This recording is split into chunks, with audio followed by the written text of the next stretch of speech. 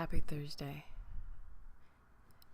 Last night, we were having a conversation about moths, and I guess in the course of that conversation, I learned that moths come in different sizes and they have some interesting life cycles. Some of them having to only, I guess, some of them don't even have mouths, so their only purpose is procreation, and within 7 days, they're dead.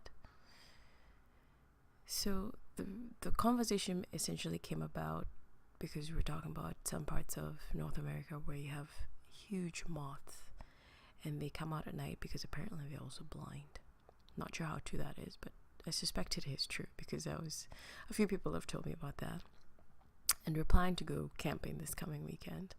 So the conversation of moths came about.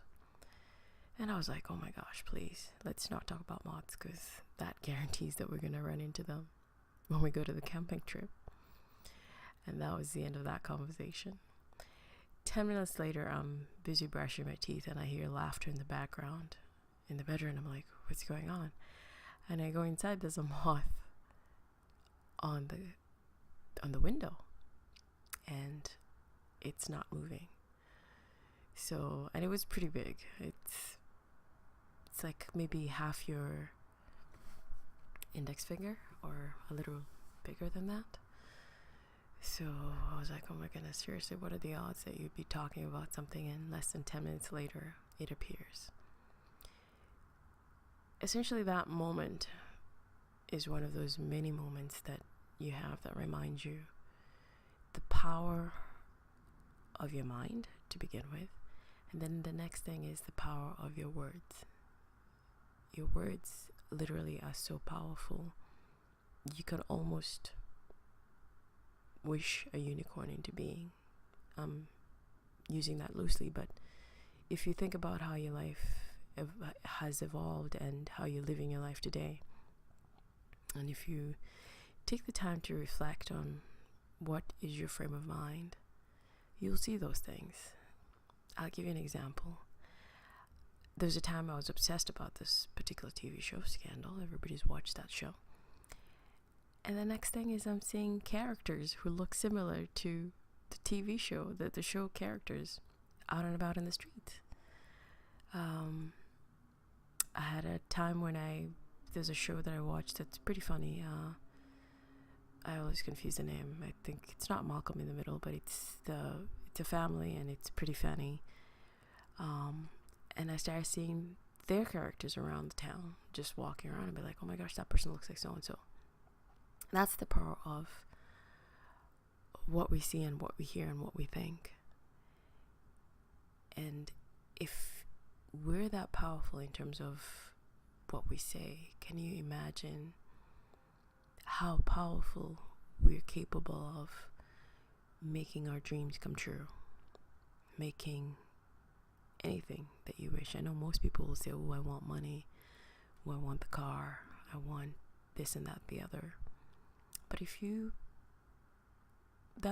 put that aside and consciously think about something that gives you so much gratification in your heart and soul, something that just excites you and you can't put any dollars associated with that thing, what would that thing be?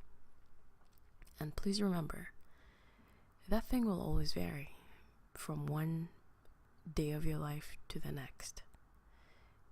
And that's normal. We're human beings. We're evolving every single day. Every single day of your existence, you're not the same person you were yesterday. And you're definitely going to be a different person tomorrow because of the experiences that evolve out of your thinking. And obviously, if you're changing how you think, then the experiences that you continue to have in this spectrum change all the time.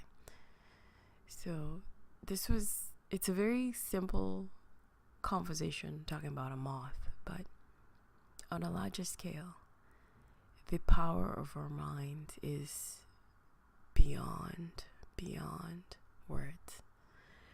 One other quick story to share. I went to Bangkok a week or two ago.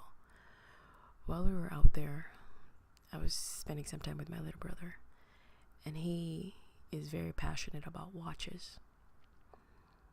And then and of course, so he wants me to buy him every single watch that we run into that looks really cool.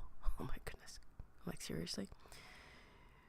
So at some point I just said, you already got one watch and your other brother got one watch. And I'm going to get Steve another watch. Why don't we just call it a day? Everybody, all the guys in my life have watches. But now I was looking for Steve's watch. So I found Steve's watch, which is just one of those watches you see and you're like, this is a great watch. I'm gonna get it for Steve. My brother went out of his way to make a case about this watch, and it was just a big way trying to convince me to get him this watch. And I just was tired of talking about watches. And I remember saying to him in some other part of conversation about watches, I said, if you really, really want a really, really cool watch, there's a good chance you could probably even find it in your hotel room if you want it. And that was that. So as he packed to leave to go back to Kenya, in the hectic process of that, guess what? What happened to the watch that I left for Steve? Or at least I bought for Steve. I bought it for Steve, but because I was in Chad's room helping him pack, I actually left the watch there, and he didn't even know it. But apparently his roommate, who was in there also packing to go back to Kenya with him, found the watch, didn't even know what was in it, packed it because he thought it was one of his things because it was on his bed, and that was it. So your words are powerful, and I hope you remember that. Have a great day.